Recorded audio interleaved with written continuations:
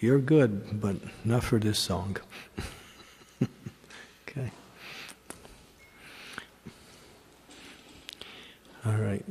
Yasomati nandana brajabaranagara gokula ranjana ahana yasomati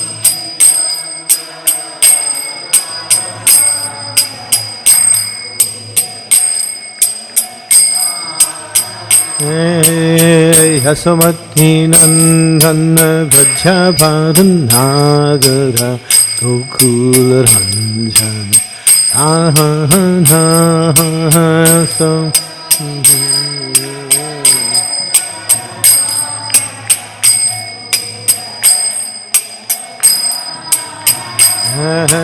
Gopi parandanam adhano manoharam Gopi parandanam adhano manoharam Kaliya dhammona vidhana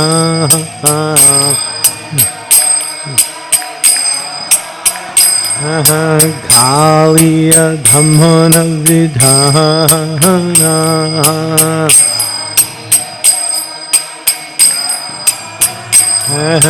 Amala harinam amiya vilasam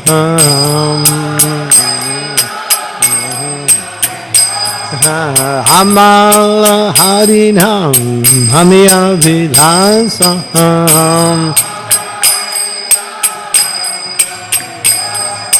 Vipina purandhara navedana gora bora Vamsi vadhanasi vahasam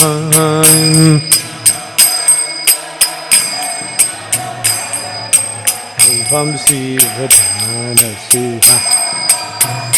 Hey! Prajajana phalana surakula nasanam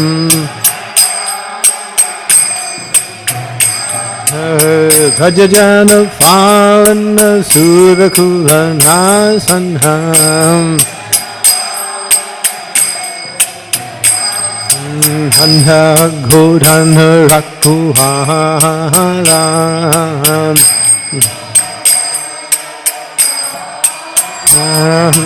Handa godhana rakuharam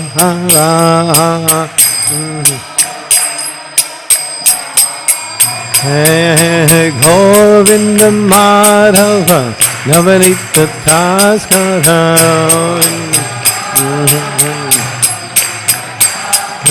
Govinda Madhava Navanita Taskara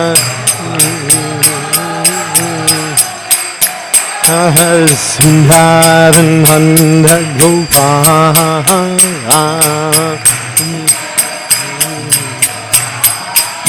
Sundharan Nanda Gopala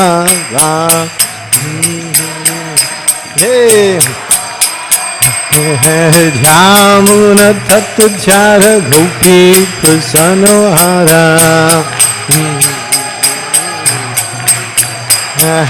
Dhyamuna Tattva Gopi Prasanohara Rasa Rasika Kripa Moya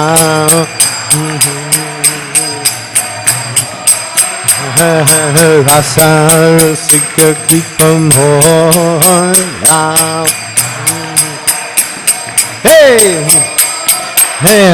Sri Radha Vallabha Vrindavana Natadvara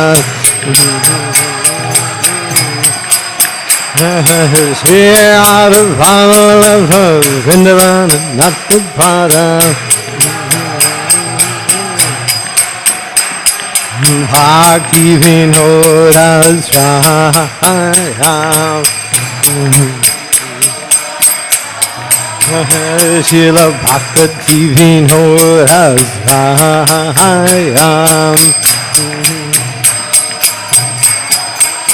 Yasomati Nandana Rajabaran Hagara Gokula Ranja Han Hey Ham Hey Hagara Gokula Hey Hamhala Harin Ham Hamya Vilasa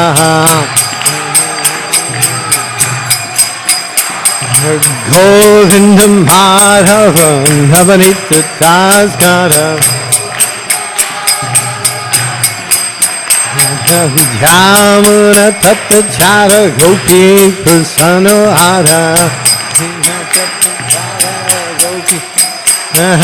Shriyaradhala Govindavan Natubhara Hey Shriyaradhala Govindavan Natubhara Hare Krishna, Krishna Krishna, Hare Hare, Hare Rama, Rama Rama, Hare Hare, Hare Krishna, Krishna Krishna, Hare Ram, hey, Hare Krishna, Krishna Krishna, Hare Hare, Hare Rama, Rama Rama, Hare Hare. Yo! Hey! Hare Krishna, Krishna Krishna, Hare Hare, Hare Rama, Rama Rama, Hare Hare, Krishna Krishna Krishna. Hey! Hare Ram, Rama Rama. Hey! Hare Krishna, Krishna Krishna, Hare Hare. Hare Rama, Rama Rama, Hare Hare. Hey!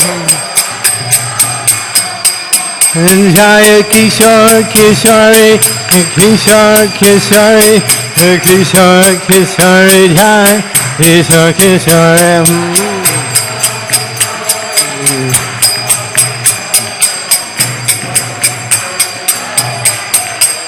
Jai Kishore Kishore Kishore Kishore Kishore Kishore Jai Kishore Kishore.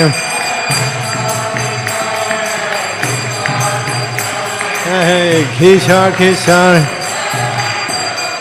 Jai Radhe Jai Radhe Jai Radhe Jai Shri Radhe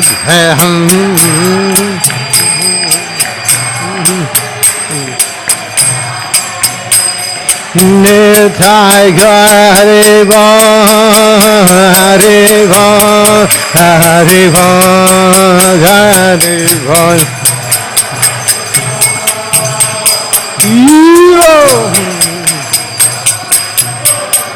Jaya Jaya Prabhupada, Prabhupada, Prabhupada, Jai Prabhupada.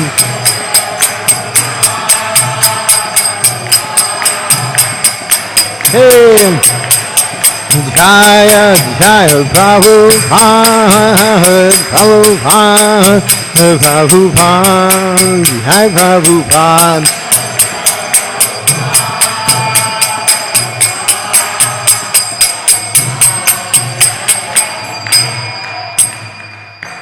Yasomati Nandana Brajabaranaga Gokula Ranjana Kana Jayom Vishnupad Parmahans Parivajakacharya Stotra Sata Sri Sriman His Divine Grace Aisi Bhaktivedanta Rama Srila Prabhupada Ki ISKCON Founder Acharya His Divine Grace Srila Prabhupada Ki Jai Shri Shri Kishore Kishori Ki Jai Shri Shri Jagannath Baladev Subhadra Maharani Ki Jai Shri Shri Gaurnitai Ki Jai Harinam Sankirtan Ki Jai Gaur Premanandi Hari Srimad Bhagavatam Raj Grantha Ki Jai. Glories to the assembled devotees, glories to the assembled devotees, glories to Sri Guru and Sri Gauranga.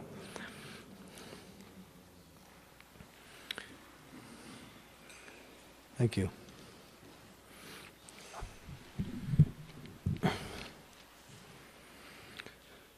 Nothing like a good mridanga player.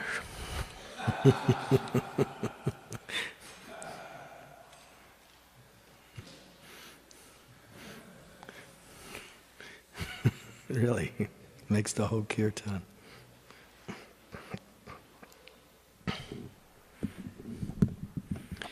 Okay, Srimad Bhagavatam, Canto 5, Chapter 1, Activities of Maharaj Priyavrat. Om Namo Bhagavate Vasudevaya. Om Namo Bhagavate Vasudevaya. Om Namo Bhagavate Vasudevaya. Let's see. According to my calculations, it's text 31. Okay.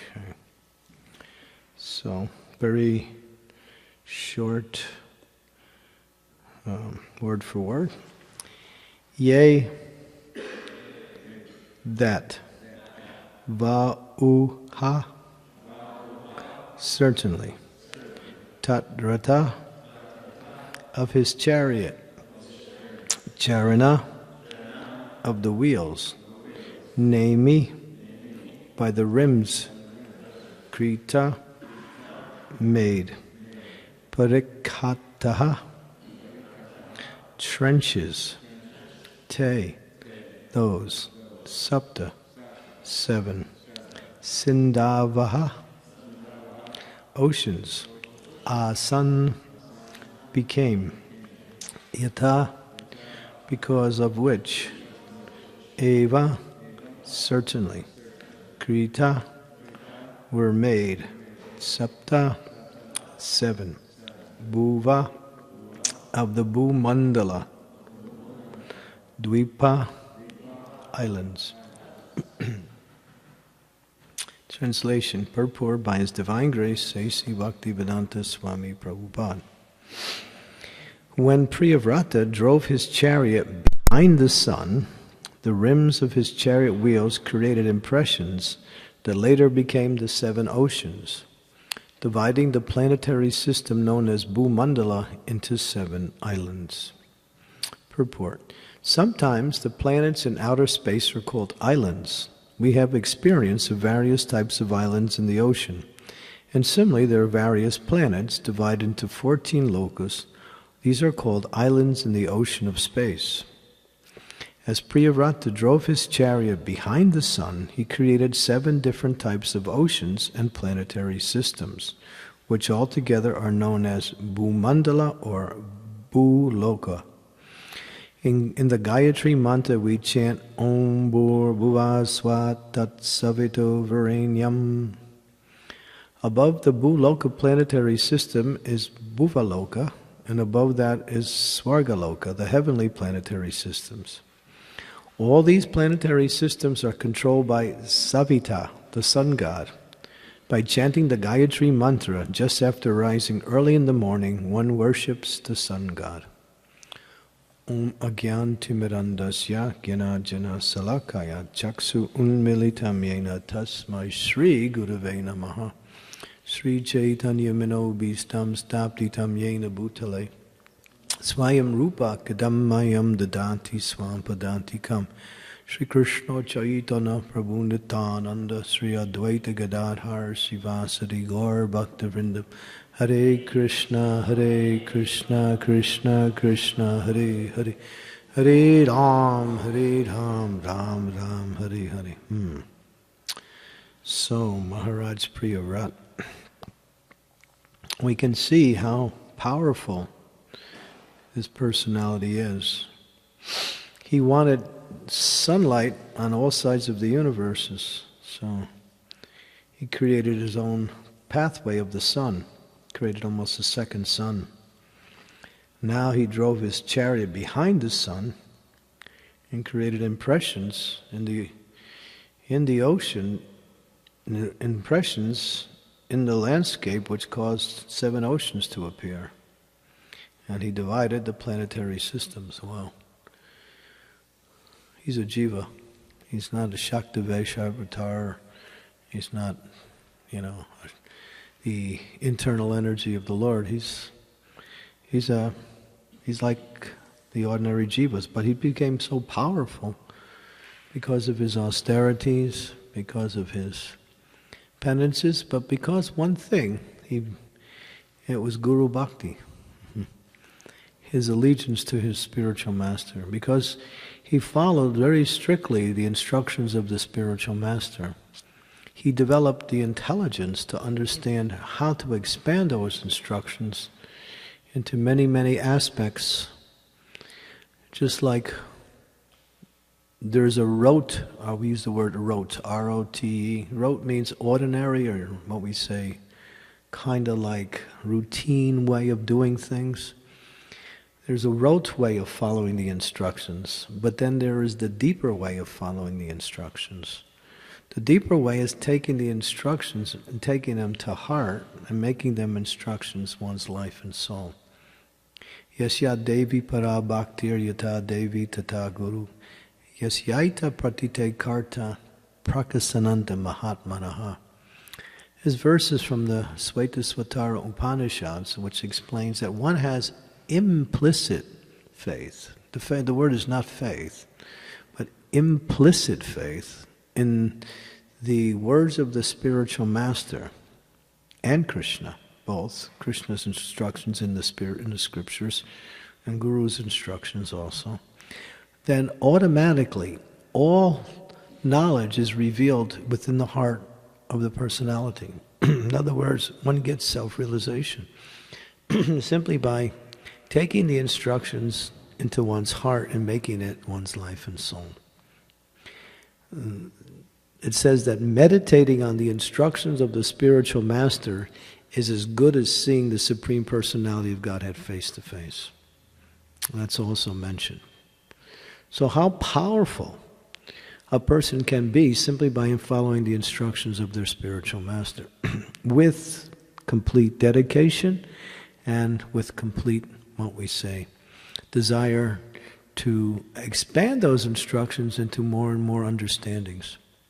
Just like Srila Prabhupada was asked to go on by his spiritual master. Of course, he received the same instructions all his god brothers received, to go and preach to the rest. But he did it.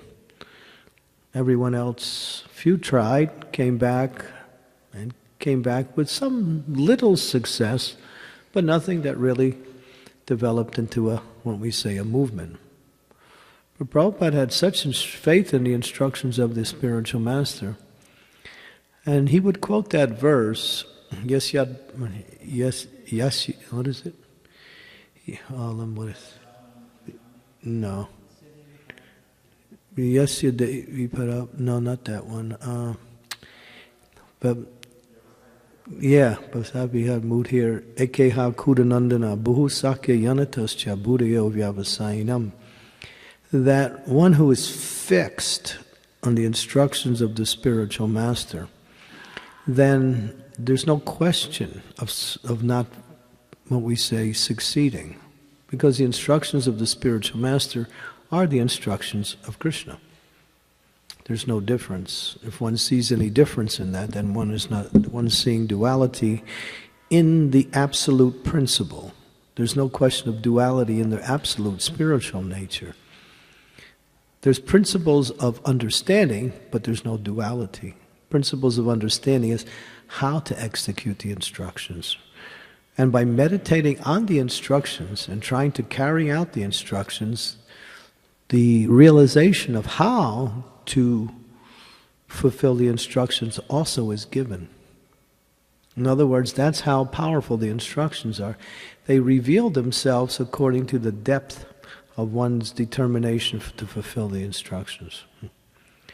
So, Priyavrata, he had that desire to do his service in the best possible way, with the best possible, in such a way that would please Lord Brahma, Narada Muni, and everyone else that he was serving. He became as powerful as the sun god himself. Wow. So a devotee can be so powerful that that power seems to be, what we say, unbelievable. Because where is that power coming from? There's only one source of power.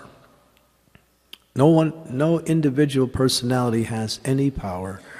We receive our power, our abilities, our qualities, our talents, you might say, from outside of us. It comes by way of other sources. But the ultimate source, as we say, Sarva Karna Karnam. Krishna is the cause of all causes. Ishwar Parma Krishna Satchit Ananda Vigraha Anadir Adir Govinde Sarva Karna Karnam. That he's the cause of all causes. So whatever a devotee has or is simply the grace of the Lord. And that can be expanded unlimitedly as one tries to fulfill the instructions of the Lord as one's life and soul. And that makes one as powerful as the Lord. That's why sometimes they say the spiritual master is non-different than the Lord. When the spiritual master absorbed in serving the instructions of the Lord, he becomes as good as the Lord. Of course, he never thinks he's the Lord, but he becomes as powerful as the Lord because he's emanating the power of the Lord through his own dedication and activities. And that's Krishna consciousness. Here, we see that with Maharaj Priyavrat. I mean, he made oceans. He created oceans. I mean, try to do that. Think about that. And he also helped to give a division to the planetary systems and the different islands. So that is powerful. I mean, what jiva soul can do that? But because he was austere, and because he was dedicated, and he tried to fulfill the instructions, and he also had a very qualified wife. We also hear from the previous verses how he got support from his wife, being expert in pleasing her husband in so many ways. That gave him enthusiasm in his devotional service. This principle is very important to understand too, because they always say behind every successful man is a woman. And that is not a cliche, that is actually a truism. And behind every successful man is a woman. And that's true. What about brahmacharis? Well, Radharani's there for the brahmacharis and for the sannyasis. But his wife was so supportive and so expert at pleasing her husband that he got enthusiasm to perform his duties from there. But he was so determined. And this guru bhakti, or fixed on the instructions of the spiritual master, as we mentioned a few minutes ago, is like seeing Krishna face to face. It's no different.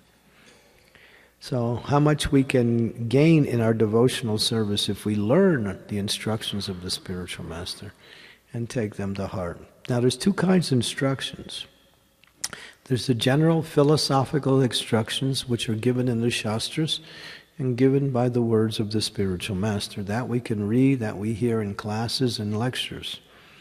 And that is what we say generally for the broader aspect of the congregation, for everyone. But then there's the specific instructions. What is my specific instructions? How can I serve in such a way to please the spiritual master? And in some cases, at least in our society, for those of us who were here when Srila Prabhupada, many devotees got specific instructions.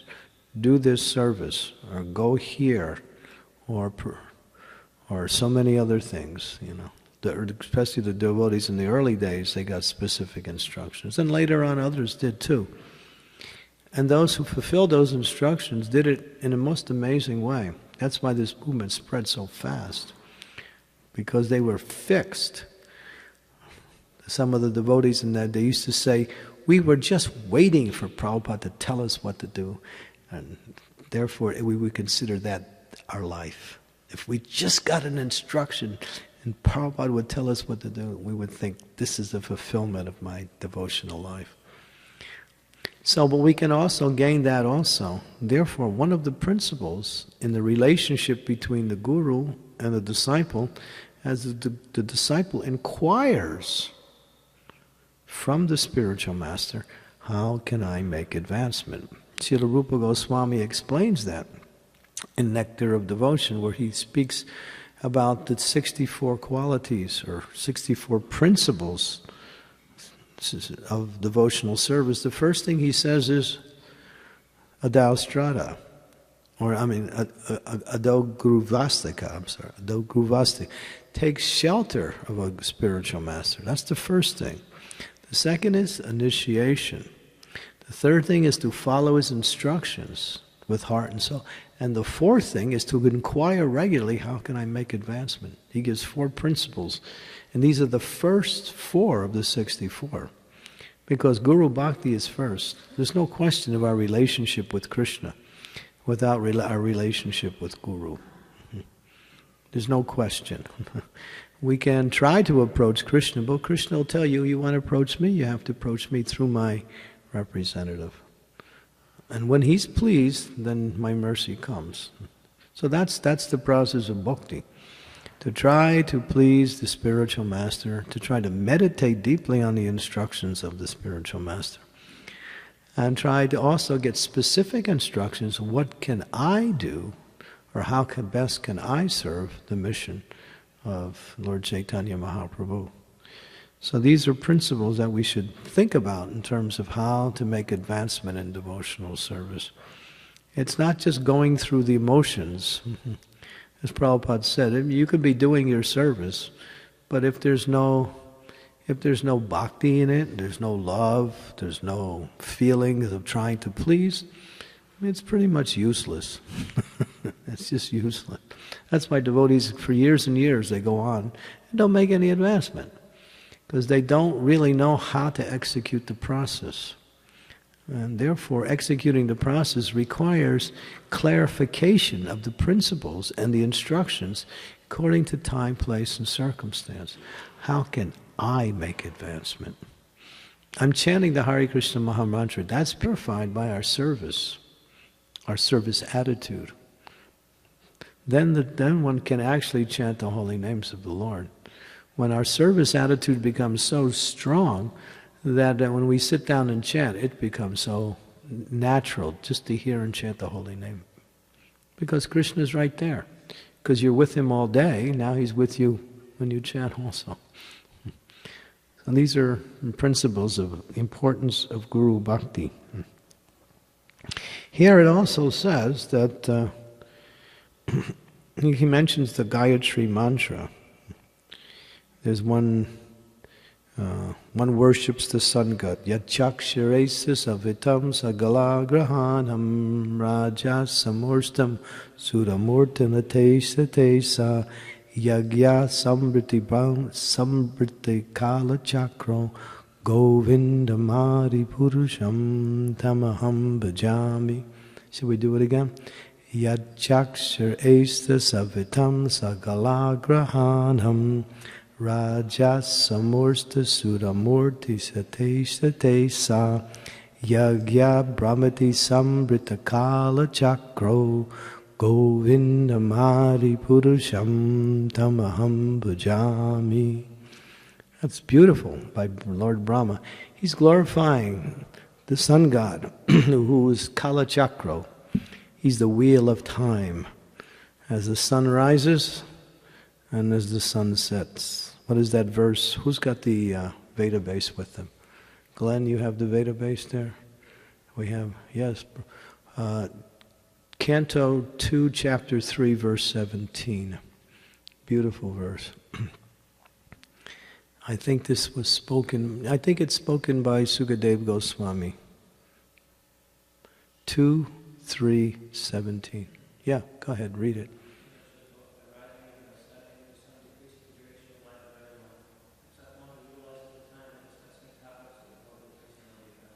By the rising and the setting of the sun, another day is lost, and one is closer to death, except for one who engages in glorifying the all-good personality of Godhead. So people's life is being diminished by the movements of the sun. Prabhupada would always say that when we talk about age, we say, how old are you? Of course, that's the English word. And just like in India, they say, what is your age? But Prabhupada would say, well, your age is 22, that means you're 22 years dead. Means 22 of your years are finished, and whatever's remaining is your life. You know, something, well, I'm 17. They're proud of that. It means you lost 17 years. It's finished. I'm 65. You ain't got long to go. So, you know, it's not a matter of age, it's a matter of decreasing the duration of our existence within this body. That's what it's all about. But it says that one who glorifies the all-good Supreme Personality of Godhead is not affected by the movements of the sun. The sun cannot decrease the lifespan of one who is engaged in devotional service. Why? Because devotional service is transcendental to time. It's not affected by the time element. And therefore, whatever one is doing now, they'll be doing it always, either in this body or in another body.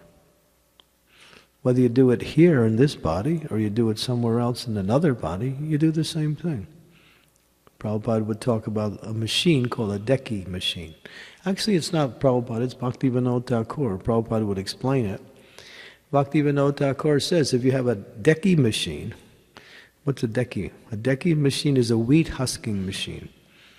So there's a song that if you take the wheat husking machine and you bring it to heaven, what does it do? The same thing. If you bring it to hell, what does it do? The same thing. Whatever you take the machine does what it does. So wherever a devotee does, he's serving Krishna. Whether it's in this body, in this planetary system, in that situation, or back home, back to Godhead. Taktva deham purna janmani, naiti mam eti surjuna. The devotee does the same thing. So there's no question of the time element affecting the devotee, because they're always connected to the eternal principle of existence, and therefore they're serving wherever they are. So devotees are not fearful of the time element, whereas the non-devotees are completely overwhelmed by the time element. Therefore, when you speak about death to the non-devotees, they say, why are you so miserable and morbid? Talk about something nice. Talk about something happy. Why you guys are all so, death-oriented? Because we're not trying to make any plans to be happy in this material world. We're preparing ourselves for our eternal occupation, devotional service to the Lord. And therefore the activities of this world don't interest us, nor do we have any desire to hear about them or do them. We simply live in this material world, in this material body, but we're engaged in devotional service. Therefore, time cannot affect you. In fact, time becomes your friend, whereas in the materialistic society, time is the enemy, because it's just taking away. Whatever people have, it takes away. As soon as you get it, you start to lose it. A baby is born, it's already 1 day dead, 2 days dead. Time takes away. It brings something in, it brings it in, but then again, what is the time element? Krishna says, Mitya Sava Rasyaham. He says, I am time. What is that time? Destroyer of everything. He doesn't call time the creator, he calls it the destroyer. He calls it the destroyer. And Krishna is that same time element. So for a devotee, there's no fear of the time element, because the devotee is engaged in the same occupation they'll be doing any place. So the devotee is happy simply to serve the Lord, here or wherever. It doesn't really matter, as long as devotional service. But the materialists, they have to forget about death. Why? Because they can't really be enthusiastic for their materialistic plans. If you tell a person you're going to die tomorrow, they'll say,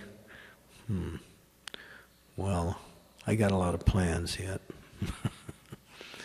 Prabhupada talks about this one man who was very wealthy, and he was on his deathbed, and he was saying to the doctor, "Doctor, I'll give you millions of dollars. Just give me some few more years. I got some few plans that I haven't finished yet." But no doctor can give 1 second unless Krishna wants it. Ma rake Krishna more Krishna rake. When Krishna wants you to go, you're gone. And when Krishna wants you to stay,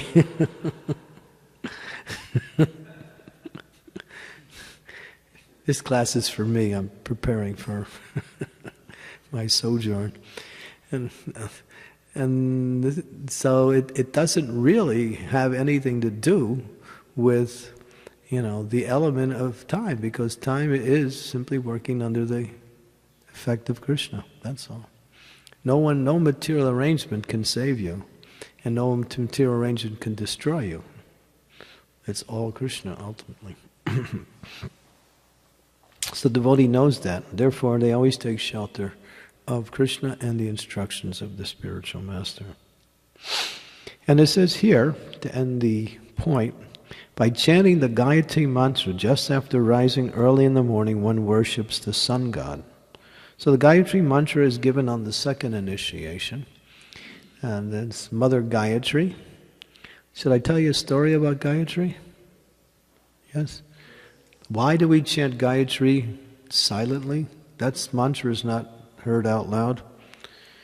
Well, there was a big yajna, and all the great sages were there. And this was done in a place called Pushkar in India. And Brahma was meant to preside over the yajna along with his good wife Saraswati, the goddess of learning. So the yajna, all the yajna paraphernalia was in place, all the priests were there, all the great sages, Lord Shiva was also there, and Saraswati was late. She didn't come on time, and then because she wanted to look pretty, so she was taking extra time to, ladies do that. Sometimes they spend like two years in the bathroom trying to figure. The husband saying, "When are you going to come?" "I'll be there in another 5 minutes." 1 hour later, "You coming out?" Oh, that's another story. Anyway, that's the way life is. So she was just, taking time, as much time as she could. And then the Brahmins were saying to Lord Brahma, "Hey, we got to start the yajna. The time for auspicious start is about to happen. If we don't start the yajna, it's not going to be auspicious." He says, "I can't go do the yajna unless my wife Saraswati comes, and she's not here yet." So they waited, then finally they said, "Do something." So they said, "Get another consort." So Gayatri was there. So Mother Gayatri came forward, and she was a surrogate Saraswati. She took the position of Saraswati, and they performed the yajna. And Lord Shiva was in favor of it, and so many others. And then Saraswati arrives, and it's already started without her. Wow, she was furious. Whoa, she was really angry. So she cursed. She cursed, and she said, "Lord Brahma, you rascal, my husband, you will not be worshipped any other place except in this place called Pushkar." So to this day, you can't find temples of Brahma anywhere. And you, Shiva, you will only be worshipped in your linga form, because he supported the whole thing too. You will never be worshipped in your form as Shiva, only in the linga form. And Gayatri, your glories should never be chanted out loud. So that's why we chant Gayatri soft. Saraswati's curse. Don't get the Matajis angry. They'll curse you. So, anyway, that's the story of Gayatri. And Gayatri's chanted softly. And Gayatri supports, it's called the Bij mantra, it supports our chanting of the Hare Krishna Maha Mantra. And one should aspire for what is called second initiation. Because second initiation, as Prabhupada said, is the real initiation. First initiation is into chanting of the holy names. And therefore, one's karma is still remaining. One gets part of their karma taken on the first initiation. The second initiation, then one's remaining karma gets usurped by the spiritual master, and he dispenses with that, and one is what we say fully initiated in the process of devotional service. That is called Brahminical initiation. Brahminical initiation is considered to be the complete initiation. So one should aspire for initiation, and one should aspire for complete initiation. Therefore, when you're initiated, you can perform all the activities in devotional service without restrictions, and also you have the power, or not the power, but you have the position to do so many types of services, such as worshiping the deities, cooking for the deities, and also preaching like that. And the Gayatri mantra helps one to chant the Hare Krishna Maha Mantra.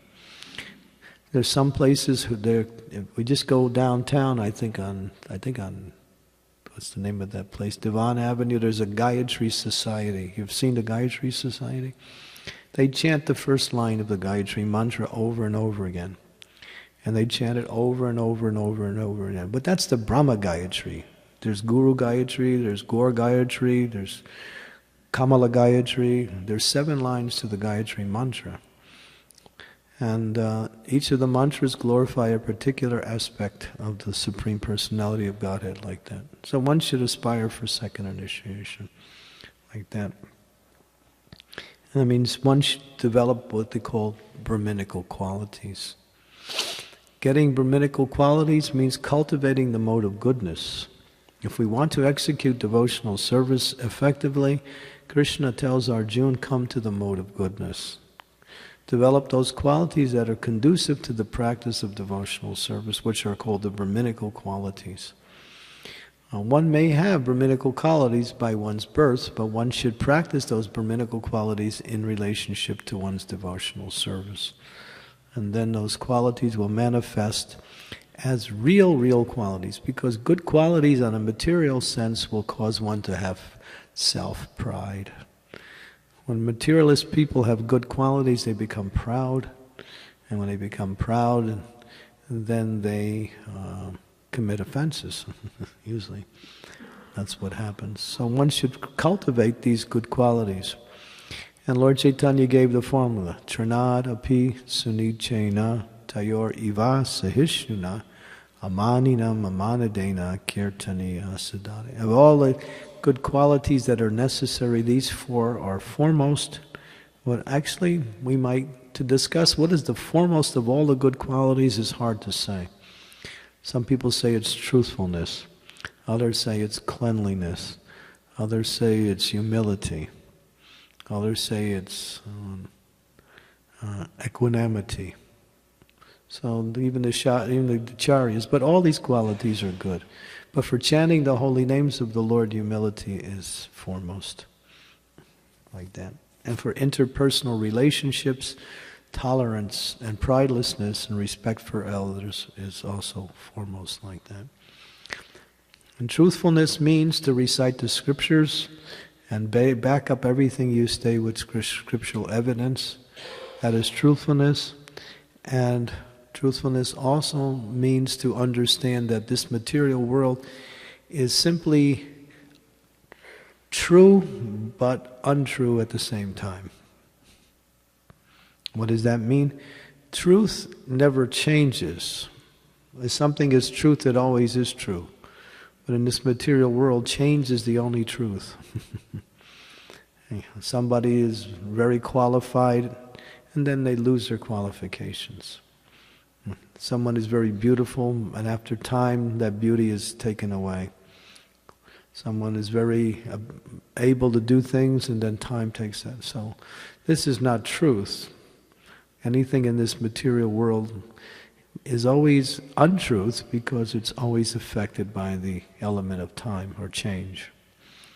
That which is not affected by time is called truth, and that is absolute or spiritual. Okay, so these are some of the qualities the devotees should cultivate. And that the most important of all the qualities is that one should cultivate the mood of devotional service to the Lord and humble service to the Vaishnavas. These are foremost of all qualities because they bring about all the other good qualities. Okay, any questions? Guru Bhakti, qualifications?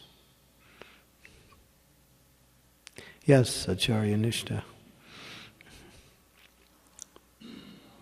Nice and loud.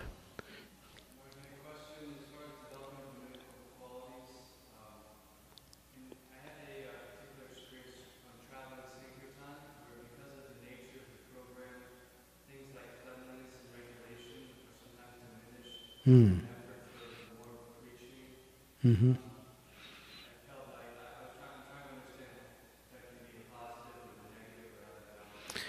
Well, how to balance it means don't let all the details of temple life become the feature of your traveling, because you can't do your preaching then. You have to kind of like cut and paste and do what's minimal in terms of the Brahminical aspects of, but the focus is on the preaching. Otherwise, if you're out there trying to create, the ideal environment, you won't be able to preach so much.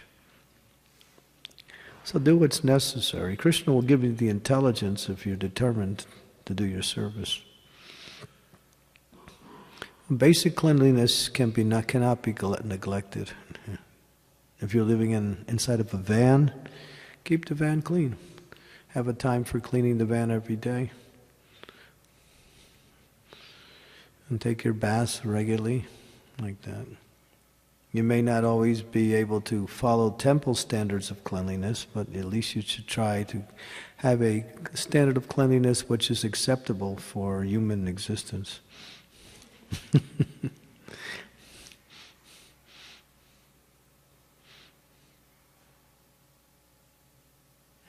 Temple standard is if you go to the toilet, you have to bathe afterwards.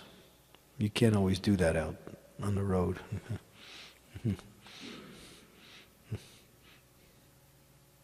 That's one example.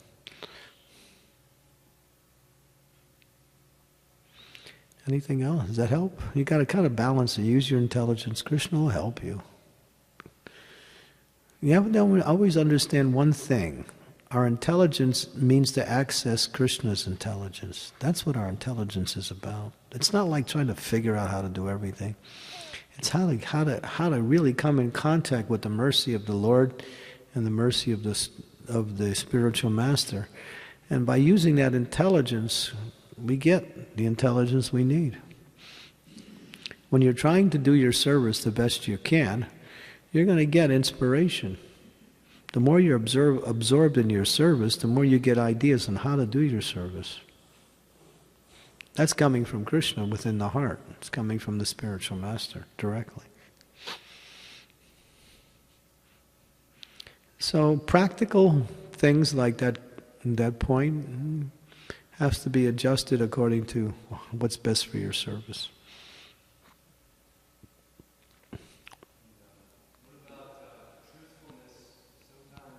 Yeah, that can be a problem.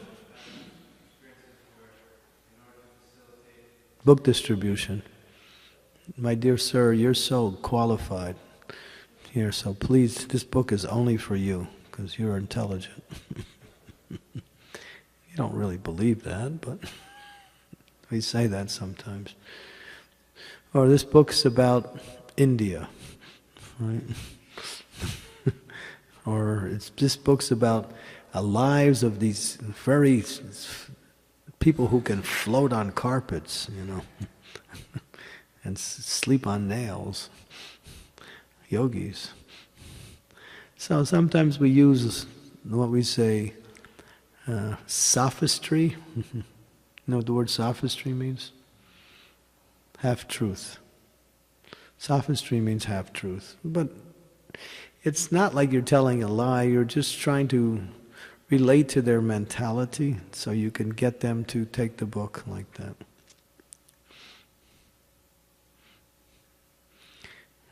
A child sometimes doesn't want to take the medicine. The mother says, if you take the medicine, I have a reward for you. So he does. Or this is not really the medicine, this is actually candy. But it's really the medicine with some sugar added to it. So that may be necessary.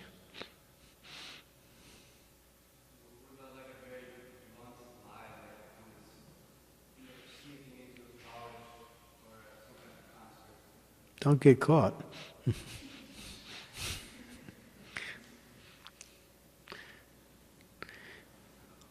Well, you know, you have to use your intelligence. The idea is to get the books out.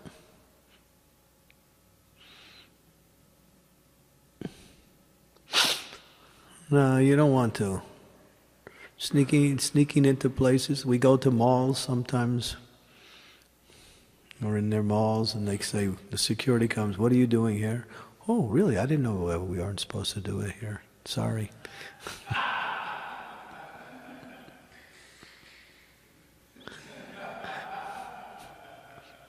Yeah.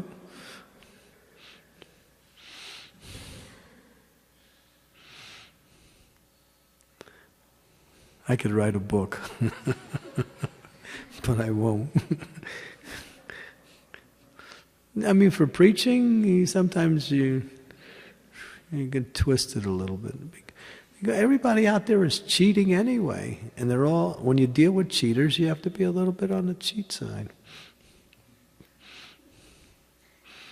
But you're cheating it for their benefit, not for your benefit. That's the point. If you're doing it for your benefit, that's cheating. If you're cheating them for their benefit, they're being cheated anyway. It's called, the promise of material happiness, which never comes. So you're just cheating them. You're actually helping them get out of their mentality of being cheated. Okay. So, but don't try to use them for your own gain. It's not about getting money from them. If you're cheating to get money, that's cheating. If you're cheating to give them the book, that's different. We're not interested in the money so much. We're interested in getting the mercy out. Money will come.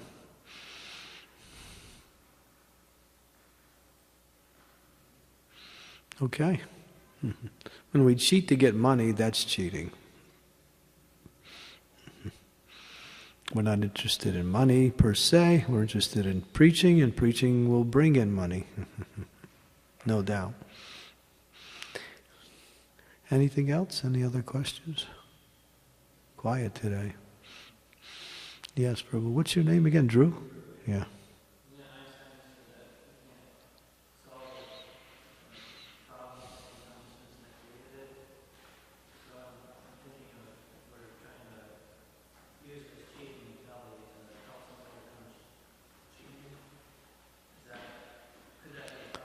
It's not cheating when you look at it from the perspective of what you're trying to do.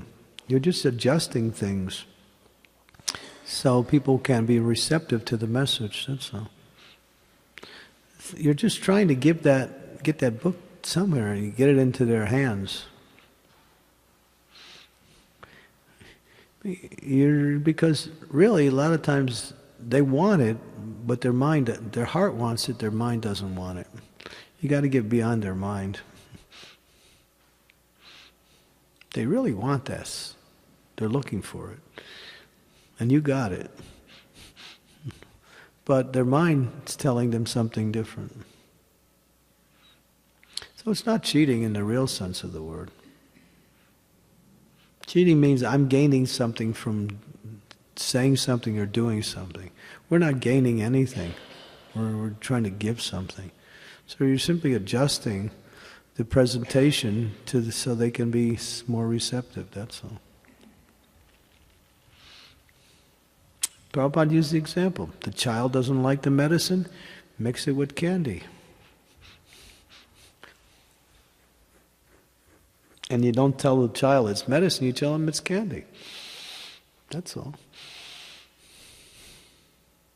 See the difference?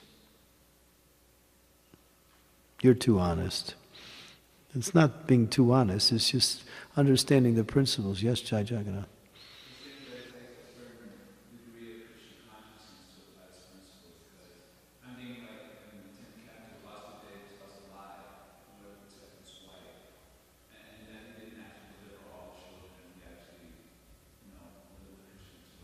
Mm-hmm. So it seems like it requires a certain degree of Krishna consciousness to really honestly apply such principles. Yeah. If we like try to assess the ritual consciousness, and then we try to apply that, then our actual conditioned cheating nature Yeah. being nourished instead of actual Krishna consciousness. Yeah, that could be like that. So it's like in the beginning, like being emphasized, or when emphasized more, like to be very honest. Yeah, don't do something that you don't feel comfortable doing.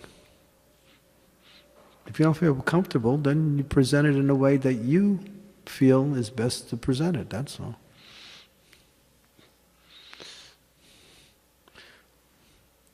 But it not only takes a certain degree of Krishna consciousness, it also takes a degree of dedication to the service too, which is part of Krishna consciousness. So, yeah, if you don't feel, you could just go up to him and say, this is the Bhagavad Gita, my dear sir. It's one of the most ancient religious scriptures in the world. It teaches, huh?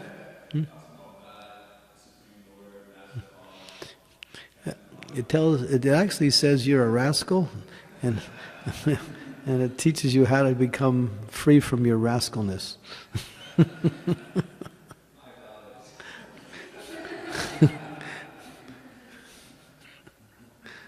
Part of the money you have is due to the fact that you're a rascal and getting it.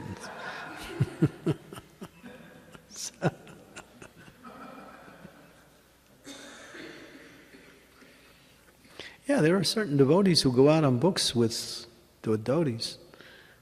I know, and some of them are very effective. They go out and they got tilak, devotees, and they're on the streets. If you have that much faith, do it. But Prabhupada also writes in the 7th canto, you can change your dress in order to preach. And he recites, he gives the evidence in the 7th canto where Prahlad Maharaj, when he was preaching to his schoolmates, and it says that Paranikasipu was claiming that Vaishnavas were coming in disguise and, polluting his son. So Prabhupada says, yes, sometimes we have to go in disguise because they will not understand. But you can go out in dhotis too. It's not like you have to do one or the other. Do whatever you feel comfortable with.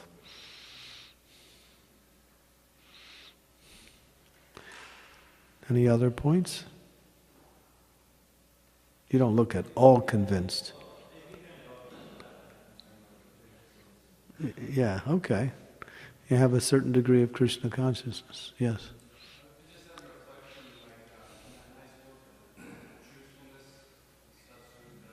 Yeah, yeah.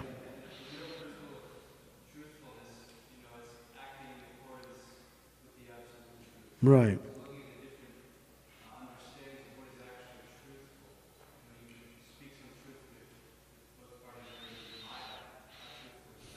Right. Yeah. Yeah. You can look at a girl and say, oh, you're really beautiful. And you can actually think that way, but it's not true. It's just this piece of skin over a whole bunch of other stuff we won't mention. So it's, it's what is truth in this world? You look very miserable. Am I saying certain things that are disturbing? If I'm disturbing you, that's good. Because that means your material attachments are getting pulled away.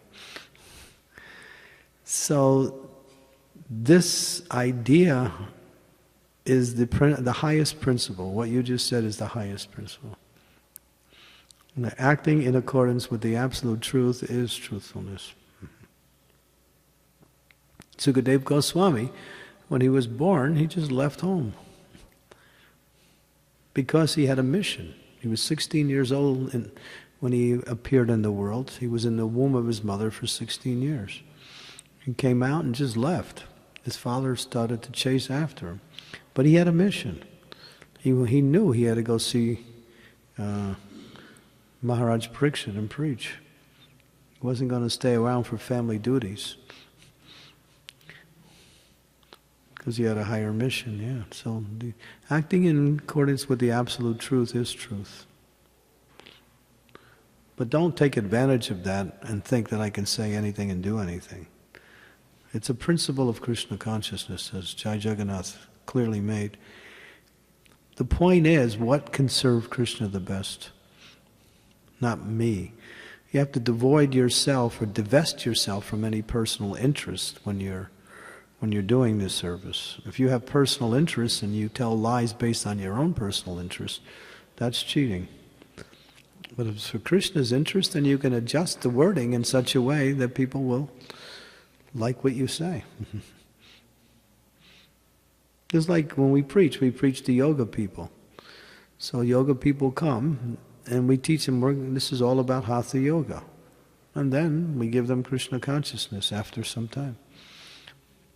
We're not into Hatha Yoga, but they are, so we present Krishna consciousness in the setting of Hatha Yoga. So we'll have a devotee who's a Hatha Yoga teacher, and then he'll chant, mantras while he does the different positions. What was his? Atmarama, out in California. He was one of the first to do that.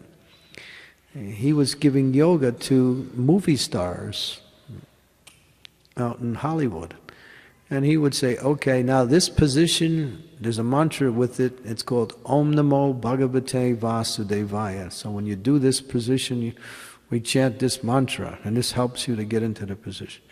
And then this yoga position is Govinda Jaya Jaya Gopal Jaya Jaya Govinda Jaya Jaya Gopal. So you do the different positions in such a way that you can add a mantra to it. And now here's the supreme position, Hare Krishna, Hare Krishna. So you got all these movie stars, they're just twisting like pretzels, but they're chanting, mantras.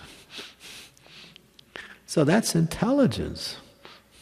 Now what Hatha Yoga teacher, puts mantras along with the thing. He just tells you how to get into the position and explains what how to formulate your consciousness in relationship to what you're doing. Don't force yourself, so many things. So is that cheating? Is that cheating? No, it's not cheating. That's intelligence.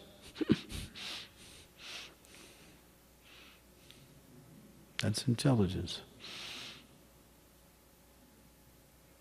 Is that cheating, Glenn? No. Okay, thank you. Glenn is so honest that if he says it, he can't possibly tell a lie.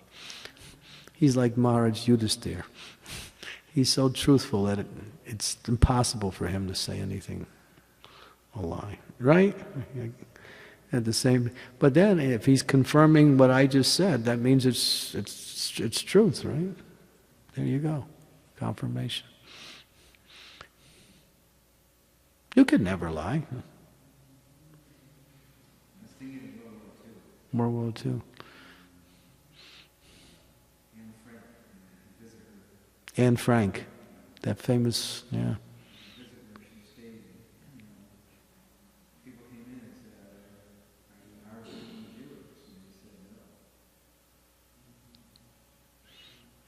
She saved many lives, right?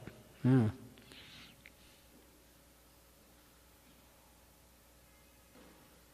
There's another story where there was one yogi.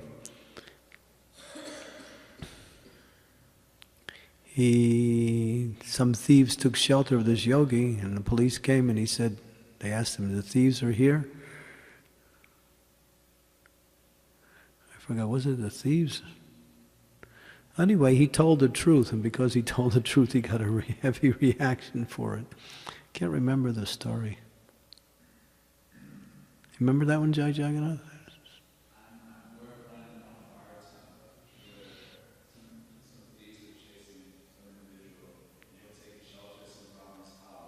Mm-hmm.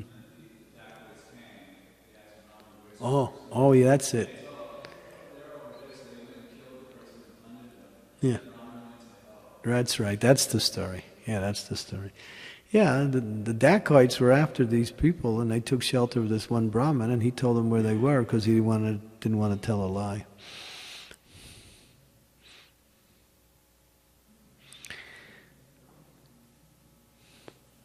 Satyam priyam, satyam bruyam. That's the principle. Speak truth, but in a palatable way.